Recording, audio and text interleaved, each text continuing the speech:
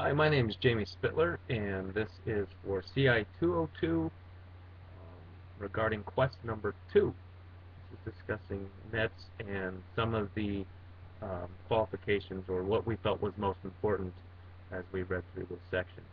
Um, for me, I am a history major and looking forward to teaching in secondary education. So there are quite a few things in here that were very, I found to be very important, but specifically 3B and 4C.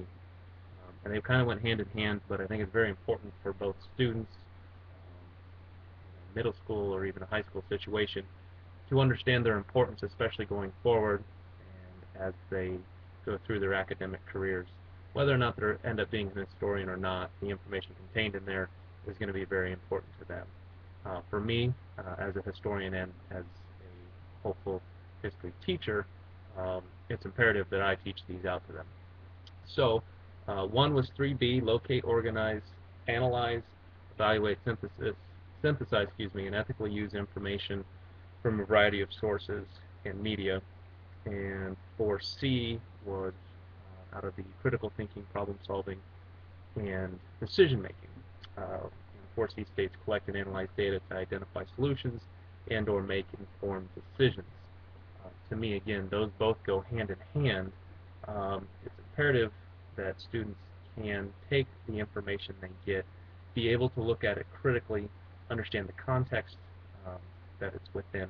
You can't just look at history in a singular elevator type of view. It has to be looked at from all angles, understood the different sides, the different points of view, understanding primary and secondary resources, um, and then being able to use that data, not getting caught up in the minutia that I think some students fear within history.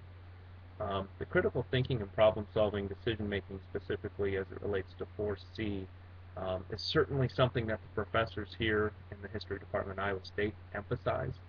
Um, Most of them, ironically, they're not so concerned with dates, but they're more concerned with understanding, the student understands the concept and how you get to that concept and how you were able to critically think about the information the professor's given you and understand why it's important, how it happened, what led up to it, and then the major players that were involved.